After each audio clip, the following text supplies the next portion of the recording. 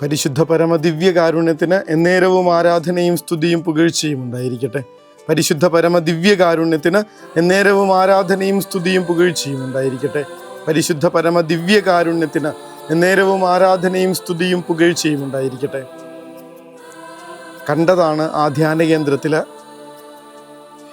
തളർന്നു കിടക്കുന്ന മനുഷ്യർ എഴുന്നേറ്റ് നടക്കുന്നത്, ഇങ്ങനെ കൂനിക്കൂടിയിരുന്ന മനുഷ്യരെ തുള്ളിച്ചാടുന്നത്, മുടന്തി വന്നിരുന്ന മനുഷ്യരെ എഴുന്നേറ്റ് ഓടുന്നത്, നേരിട്ട് കണ്ടാലേ വിശ്വസിക്കൂ എന്നുള്ള നിർബന്ധങ്ങളൊക്കെ ഒന്ന് വിട്ടുപേക്ഷിക്കണമെന്ന് മനസ്സിലായത് അന്നാണ്.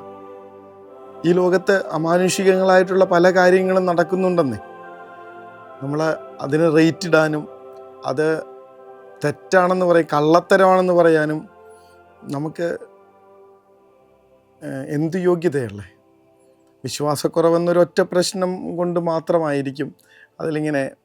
അതൊന്നും വേണ്ട, അതങ്ങനെ നടക്കുന്നെങ്കിൽ നടന്നോട്ടെ എന്നെങ്കിലും ചിന്തിച്ചു തുടങ്ങണ്ടേ? എല്ലാറ്റിനെക്കുറിച്ചും കുറ്റം പറഞ്ഞും മോശമാണെന്ന് അഭിപ്രായമിട്ടും മുന്നോട്ട് പോകുന്നതിനേക്കാൾ ഈ ലോകത്ത് പലതും ഇങ്ങനെ സംഭവിക്കുന്നുണ്ടെന്ന് ഒന്ന് വിശ്വസിച്ചു തുടങ്ങുന്നതല്ലേ നല്ലത്. ശരിക്കും കണ്ടതാണത്. മനുഷ്യരിങ്ങനെ രോഗാവസ്ഥകളിൽ നിന്നും വ്യാധികളിൽ നിന്നും നിമിഷ നേരം കൊണ്ട് പുറത്തു കിടക്കുന്നതേ. ഇന്നത്തെ സുവിശേഷത്തിൽ നമ്മളത് കാണുന്നുണ്ട്. കർത്താവിൻ്റെ അടുത്ത് മനുഷ്യരിങ്ങനെ എല്ലാവരും ഓടി വരാണ്. കരക്കിറങ്ങിയപ്പോൾ തന്നെ ആളുകൾ അവനെ തിരിച്ചറിഞ്ഞു. അവർ സമീപ പ്രദേശങ്ങളെല്ലാം ഓടി നടന്ന് രോഗികളായിട്ടുള്ളവരെ കിടക്കയിലെടുത്ത് അവനുണ്ടെന്ന് കേട്ട സ്ഥലത്തേക്ക് കൊണ്ടുവന്നു. ആലോചിച്ച് നോക്കിയേ, ഇവർ കണ്ടിട്ടുള്ളതാണ്. ഈ തലീത്താക്കും എന്ന് പറഞ്ഞ് മരിച്ചുപോയൊരു കുഞ്ഞിനെ ഉയർപ്പിച്ചത് സത്യമാണെങ്കിൽ, ലാസറിനെ കല്ലറയ്ക്കുള്ളിൽ നിന്ന് പുറത്തു കൊണ്ടുവന്നത് സത്യമാണെങ്കിൽ, ഒറ്റ സ്പർശനം കൊണ്ട് കുഷ്ഠരോഗിക്ക് സൗഖ്യം കിട്ടിയിട്ടുണ്ടെങ്കിൽ, ഇങ്ങനെ വെറുമൊരു സംസാരം കൊണ്ട് അന്ധനെ കാഴ്ച ലഭിച്ചിട്ടുണ്ടെങ്കിൽ, തളർവാദ രോഗിയെ ഒറ്റ വാക്കുകൊണ്ട് പാപം മോചിച്ച് സ്വന്തം കാലിൽ വിട്ടിട്ടുണ്ടെങ്കിൽ, അതൊക്കെ സത്യമാണെങ്കിൽ ഈ കാര്യങ്ങളൊക്കെ സത്യം തന്നെയാണ്. അന്നത്തെ കാലത്തെ മനുഷ്യർക്ക് അത്രയ്ക്ക് വിശ്വാസം ഉണ്ടായിരുന്നു കർത്താവിൽ. ഇവൻ്റെ അടുത്ത് കൊണ്ടുചെന്നാൽ സൗഖ്യപ്പെടും. അതങ്ങനെ തന്നെ സംഭവിക്കുന്നുണ്ട്. നമ്മൾ വചനത്തിൽ അതാ വായിക്കണത്. അവൻ്റെ വസ്ത്രത്തിൻ്റെ വിളുമ്പിലെങ്കിലും സ്പർശിക്കാൻ അനുവദിക്കണമെന്നവർ അപേക്ഷിച്ചു. സ്പർശിച്ചവരെല്ലാം സുഖം പ്രാപിക്കുകയും ചെയ്തു. ഇത് കാലാകാലങ്ങളായിട്ട് കർത്താവിൻ്റെ സന്നിധിയിൽ നടന്നുകൊണ്ടിരിക്കുന്ന കാര്യമാണ്. അൽത്താരയിൽ സമർപ്പിച്ച് പ്രാർത്ഥിക്കുന്ന പേരുകളിൽ പലരും സ്വസ്ഥതയിലേക്ക് നീങ്ങുന്നത് കണ്ടിട്ടുണ്ട് പലപ്പോഴും. പക്ഷെ എന്തുകൊണ്ടാണ് ആ സൗഖ്യം നമ്മുടെ ഉള്ളിലേക്ക് വരാത്തത്? കഴിഞ്ഞ ദിവസം നമ്മൾ ധ്യാനിച്ചതാണ് വിശുദ്ധ ലൂക്കായുടെ സുവിശേഷത്തിൽ 6-ാം അധ്യായം. അവനിൽ നിന്ന് ശക്തി പുറപ്പെട്ട എല്ലാവരെയും സുഖപ്പെടുത്തിയിരുന്നു. അത് ലോകത്തിൻ്റെ സൗഖ്യത്തിന് വേണ്ടി വന്ന ഭിഷഗ്വരനായിരുന്നു, വൈദ്യനായിരുന്നു ക്രിസ്തു. അത് ശരീരത്തിൻ്റെ മാത്രമല്ല, ഒരു മനുഷ്യനെ ഇങ്ങനെ തളർവാദം വന്ന കൈ ശോഷിച്ചു പോയൊരു മനുഷ്യനെ ജനക്കൂട്ടത്തിൻ്റെ മധ്യത്തിലേക്ക് കൊണ്ടുവരുമ്പോൾ അയാളുടെ മനസ്സിൻ്റെ മുറിവുകൾ കൂടെ കർത്താവ് സൗഖ്യപ്പെടുത്തുന്നുണ്ട്. കുഷ്ഠരോഗിയെ ചേർത്ത് പിടിക്കുമ്പോൾ കാലങ്ങളായിട്ടൊരാളും തൊടാതിരുന്ന പ്രിയപ്പെട്ടവരെല്ലാം ഇങ്ങനെ വെറുപ്പോടെ അകറ്റിയിരുന്ന ഒരു മനുഷ്യൻ്റെ ഉള്ളിൽ വന്നു പോയിട്ടുള്ള വല്ലാത്ത പോറലുകൾ കർത്താവ് സൗഖ്യപ്പെടുത്തുന്നുണ്ട്. ഇങ്ങനെ ശരീരത്തിൻ്റെയും മനസ്സിൻ്റെയും ആത്മാവിൻ്റെയും ഒക്കെ സൗഖ്യത്തിന് വേണ്ടിയിട്ട് ഇറങ്ങി വന്ന ഒരാൾ, അങ്ങനെയുള്ള കർത്താവിൻ്റെ അടുത്ത് വിശ്വാസത്തോടെ മനുഷ്യർ വരുമ്പോൾ സൗഖ്യം സംഭവിക്കാതിരിക്കും. വചനം പറയണ കാര്യം അതാണ്. അവനിൽ നിന്ന് ശക്തി പുറപ്പെട്ട എല്ലാവരെയും സുഖപ്പെടുത്തിയിരുന്നു. അതിനൊരു മാറ്റവും വന്നിട്ടില്ല. ഈ കാലത്തും നമ്മൾ കണ്ടുകൊണ്ടിരിക്കുന്നതിൻ്റെ കാരണം അതാണ്. ഈ കാര്യങ്ങൾ മുഴുവൻ നമ്മൾ നേരിട്ട് കാണുമ്പോൾ നമ്മളുടെ ഉള്ളിലേക്ക് വരുന്ന ആ ഒരു വചനം അത് തന്നെയാണ്. അവനിൽ നിന്ന് ശക്തി പുറപ്പെട്ട് എല്ലാവരെയും സുഖപ്പെടുത്തിയിരുന്നു. സുഖപ്പെടുത്തും. വിശ്വസിക്കുന്നവരിലേക്ക് അവൻ്റെ സൗഖ്യം ഒഴുകും. ഇനിയും അത് പറ്റുന്നില്ലെങ്കിൽ രണ്ട് കാര്യങ്ങളാണ്. ഒന്നില്ലെങ്കിൽ നമുക്ക് വിശ്വാസമില്ല, അല്ലെങ്കിൽ കർത്താവ് നമ്മളെക്കുറിച്ച് വേറൊരു പദ്ധതിയുണ്ട്. ചില പ്രയാസങ്ങളിലൂടെ, ചില രോഗങ്ങളിലൂടെ, ചില കഷ്ടപ്പാടുകളിലൂടെയൊക്കെ മനുഷ്യർ കടന്നു പോകുമ്പോൾ അത് ചില പദ്ധതികൾക്കും ചില നന്മകൾക്കുമൊക്കെ ആയിട്ട് കർത്താവ് മാറ്റി തീർക്കുന്നത് അത്ഭുതത്തോടു കൂടെ കണ്ടു നിന്നിട്ടുണ്ട്. പക്ഷേ മിക്കവാറും കാര്യങ്ങളിൽ വിശ്വാസമില്ലാത്ത പ്രാർത്ഥനയുടെ, ആഴമില്ലാത്ത വിശ്വാസത്തിൽ നിന്നുയരുന്ന പ്രാർത്ഥനകൾ കേൾക്കപ്പെടുന്നില്ല എന്നുള്ളതാണ് സത്യം. കർത്താവിൻ്റെ തിരുമുൻപിലേക്ക് ഇങ്ങനെ ആഴമായ വിശ്വാസത്തോടു കൂടെ വന്നിരിക്കുന്ന മനുഷ്യരാരും നിരാശയോടെ തിരിച്ചു പോകേണ്ടി വന്നിട്ടില്ല എന്നുള്ളതാണ് സത്യം. ശരിക്കും പറഞ്ഞാൽ പ്രത്യേകിച്ച് ഈ രോഗികളായിട്ടുള്ള മനുഷ്യർ, അവരെ കർത്താവ് അവൻ്റെ നഗരത്തിലേക്ക് പ്രവേശിക്കുമ്പോൾ അവരവനെ വിശ്വസിച്ചില്ല എന്നുള്ളത് കഴിഞ്ഞ ആഴ്ച നമ്മൾ ധ്യാനിച്ചതാണ്. എന്നിട്ട് അവിടെ പറയുന്ന വചനപ്രകാരമാണ് അവരിൽ ഏതാനും പേരെ കൈകൾ വെച്ച് സുഖപ്പെടുത്താനല്ലാതെ മറ്റത്ഭുതങ്ങളൊന്നും ചെയ്യാൻ അവന് സാധിച്ചില്ല. സൗഖ്യപ്പെടുത്തുന്ന കാര്യത്തിൽ കർത്താവ് അപ്പോഴും ശ്രദ്ധിക്കുന്നുണ്ട്. മനുഷ്യർക്ക് അത് ആവശ്യമുണ്ടെന്ന് കർത്താവിനറിയാം, അത് അത്യാവശ്യമാണെന്നും അറിയാം. തന്നിൽ വിശ്വസിക്കുന്ന മനുഷ്യരിലേക്ക് സൗഖ്യത്തിൻ്റെ സ്പർശനവുമായി അവൻ കടന്നു വരുന്നു എന്നുള്ളതാണ് നമുക്കുള്ള ഇന്നത്തെ സുവിശേഷം. ഒന്ന് മനസ്സ് കർത്താവിൽ അർപ്പിച്ച് പ്രാർത്ഥിച്ചു തുടങ്ങുക. രോഗാവസ്ഥയിലായിരിക്കുന്ന എല്ലാവരെയും സമർപ്പിക്കുകയാണ് ഈ സമയം.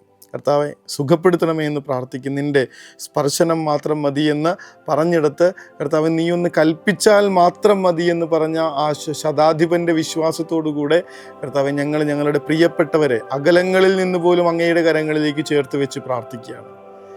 ആശുപത്രികളിൽ കിടക്കുന്ന അതിൻ്റെ പ്രയാസങ്ങളിലൂടെ കടന്നു പോകുന്ന മനുഷ്യർ, വീടുകളിൽ കിടന്ന് ശരിക്കും നരകയാതനകൾ അനുഭവിക്കുന്ന മനുഷ്യർ, എല്ലാവരും അങ്ങനെയൊന്നുമല്ല, പലരും ഭംഗിയായിട്ട് നോക്കുന്നുണ്ട്, എന്നിട്ടും ചില കാര്യങ്ങളിൽ വലിയ പ്രശ്നങ്ങളിലൂടെ കടന്നു പോകുന്ന മനുഷ്യർ, ആശുപത്രിയിൽ പോകാൻ പൈസ ഇല്ലാത്തതിൻ്റെ പേരിൽ വേദന കടിച്ചമർത്തി ജീവിക്കുന്ന മനുഷ്യർ, കുഞ്ഞുങ്ങൾ, തീരെ ചെറിയ കുഞ്ഞുങ്ങൾ, ജനിച്ചപ്പോൾ മുതൽ രോഗത്തിൻ്റെ പിടിയിൽ അമർന്നു പോയവർ, പ്രായമായതിൻ്റെ വേദനകളും ബുദ്ധിമുട്ടുകളും രോഗാവസ്ഥകളുടെ പ്രയാസങ്ങളും മൂലം ഇങ്ങനെ മനസ്സെത്തുന്നിടത്ത് ശരീരമെത്താത്തിടത്ത അവസ്ഥയിൽ നിരാശപ്പെട്ട് ജീവിക്കുന്ന നമ്മുടെ വൃദ്ധരായിട്ടുള്ള പ്രിയപ്പെട്ടവർ, നേരത്തെ പറഞ്ഞതുപോലെ ഒരു ദിവസം ജോലിക്ക് പോയില്ലെങ്കിൽ കുടുംബം മുന്നോട്ട് പോകില്ലെന്നുള്ള തിരിച്ചറിവിൽ ഉള്ള രോഗങ്ങളെല്ലാം ഇങ്ങനെ കടിച്ചമർത്തി ജീവിക്കേണ്ടി വരുന്നവർ, എത്ര മരുന്ന് ചെയ്തിട്ടും സുഖപ്പെടാത്ത വിധത്തിൽ വൈദ്യശാസ്ത്രം കൈയൊഴിഞ്ഞു കളഞ്ഞ മനുഷ്യർ, ഇവരെല്ലാവരെയും ഒന്ന് സമർപ്പിക്കണം. കാരണം അവനിൽ നിന്ന് ശക്തി പുറപ്പെട്ട് എല്ലാവരെയും സുഖപ്പെടുത്തിയിരുന്നു. എല്ലാവരെയും സമർപ്പിച്ച് വിശ്വാസത്തോടുകൂടെ പ്രാർത്ഥിച്ചു തുടങ്ങണം. കർത്താവിലേക്ക് വിശ്വാസത്തോടുകൂടെ ഈ ഒരു പ്രാർത്ഥനകൾ സമർപ്പിക്കുമ്പോൾ, സൗഖ്യത്തിന് വേണ്ടിയിട്ടുള്ള സ്വാസ്ഥ്യത്തിന് വേണ്ടിയിട്ടുള്ള പ്രാർത്ഥനകൾ സമർപ്പിക്കുമ്പോൾ അത് കേൾക്കപ്പെടുന്നുണ്ടെന്നുള്ളതാണ് സത്യം. നേരത്തെ പറഞ്ഞതുപോലെ ഉദാഹരണങ്ങൾ ഒരുപാടുണ്ട്. ഈ വചനത്തിൽ സുവിശേഷത്തിൽ മുഴുവൻ കർത്താവ് പോയിടത്തൊക്കെ സൗഖ്യം നിറയുന്നത് നമ്മൾ കാണും. എന്തിനാ? കുരിശിൽ കിടക്കുമ്പോൾ പോലും അവൻ്റെ ചങ്കിൽ കുത്തിയ മനുഷ്യൻ്റെ കണ്ണ് സുഖപ്പെടുത്തുന്നതായിട്ടൊക്കെ നമ്മുടെ വിശുദ്ധ പാരമ്പര്യമൊക്കെ പറഞ്ഞു തരുന്നുണ്ടല്ലോ. ജനിക്കുമ്പോൾ മുതൽ മരിക്കുമ്പോൾ വരെ, അതിനുശേഷം മരണത്തിന് ശേഷവും അവനിൽ നിന്ന് ശക്തി പുറപ്പെട്ട് എല്ലാവരെയും സുഖപ്പെടുത്തിയിരുന്നു. സംശയമൊന്നും വേണ്ട, ജനിച്ച സമയത്ത് അത്രയും നാൾ മറ്റു മനുഷ്യരുടെ മുൻപിൽ തലകുനിച്ച് മാത്രം നിന്നിരുന്ന മനുഷ്യരുടെ ഉള്ളിൻ്റെ മുറിവകറ്റി, ആട്ടിടയന്മാരെന്ന് പറയുന്ന മനുഷ്യരുടെ മുറിവകറ്റി അവരെ നേരെ നിർത്താനായിട്ട് പ്രാപ്തരാക്കുന്നത് ഈ ക്രിസ്തുവിൻ്റെ ദർശനമാണ്. ഇങ്ങനെ ജനിക്കുമ്പോൾ മുതൽ മരണം വരെയും, മരണസമയത്തും, അതിനുശേഷം മരണശേഷവും സ്വർഗാരോഹണത്തിന് ശേഷവും ഇങ്ങനെ ലോകത്തിൻ്റെ സൗഖ്യമായി അവനിങ്ങനെ പടർന്ന് നിറയുന്നുണ്ട്. അവനിലേക്ക്, ആ ക്രിസ്തുവിലേക്ക് നമ്മൾ പറഞ്ഞ എല്ലാവരെയും സമർപ്പിക്കാം. നമ്മുടെ ഓരോരുത്തരുടെയും രോഗാവസ്ഥകൾ സമർപ്പിക്കാം. കർത്താവെ സൗഖ്യപ്പെടുത്തണമേ. ഈ വലിയ പ്രാർത്ഥനയോടുകൂടെ നമുക്ക് അവിടുത്തെ സൗഖ്യ സ്പർശനം അനുഭവിക്കാം. ശരിക്കും മുട്ടിന്മേൽ നിന്ന് അവിടുത്തെ തിരുമുൻപിൽ അവിടുത്തെ സ്പർശനം അനുഭവിക്കുന്നത് ശരിക്കും അറിഞ്ഞുകൊണ്ട് അവിടുത്തെ അനുഗ്രഹത്തിനായിട്ട്, ആശീർവാദത്തിനായിട്ട് കാരുണ്യമേ അനന്ത സ്നേഹമേ, പരിശുദ്ധ പരമദിവ്യ കാരുണ്യമേ അനന്ത സ്നേഹമേ.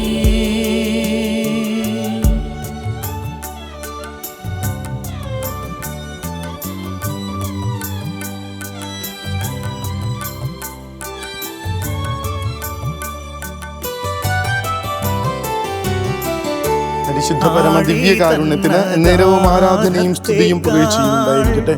പരിശുദ്ധ പരമ ദിവ്യ കാരുണ്യത്തിന് എന്നേരവും ആരാധനയും സ്തുതിയും പുകഴ്ചയും ഉണ്ടായിരിക്കട്ടെ.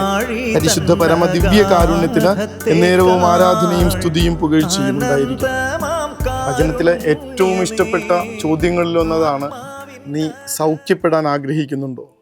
കർത്താവേ, സൗഖ്യപ്പെടാൻ ഞങ്ങൾക്ക് വലിയ ആഗ്രഹമുണ്ടെന്ന് പറഞ്ഞ് ഈശോയിലേക്ക് നമ്മളെയല്ല, ഇന്നത്തെ സുവിശേഷത്തിൽ കാണുന്നത് പോലെ അവൻ വന്നെന്നറിഞ്ഞപ്പോൾ അവനെ തിരിച്ചറിഞ്ഞ ജനക്കൂട്ടം അടുത്തുള്ള എല്ലാ പ്രദേശങ്ങളിലും പോയി രോഗികളെയൊക്കെ കട്ടിലെടുത്ത് കൊണ്ടുവന്നു. ഇതുപോലെ നമ്മളെയല്ല, രോഗാവസ്ഥകളിൽ കിടക്കുന്ന എല്ലാവരെയും സമർപ്പിച്ചുകൊണ്ട് കർത്താവെ സൗഖ്യപ്പെടാൻ ആഗ്രഹിക്കുന്നുണ്ട്. എനിക്ക് സൗഖ്യം വേണം എന്ന് അവരെ സമർപ്പിച്ചുകൊണ്ട് പ്രാർത്ഥനയോടെ നമുക്ക് ഉറക്കത്തിലേക്ക് പോകാം.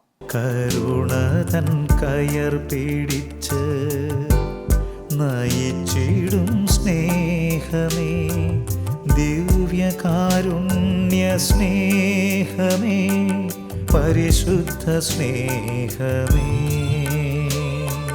പരിശുദ്ധ പരമദിവ്യകാരുണ്യമേ, അനന്ത സ്നേഹമേ, പരിശുദ്ധ പരമദിവ്യകാരുണ്യമേ,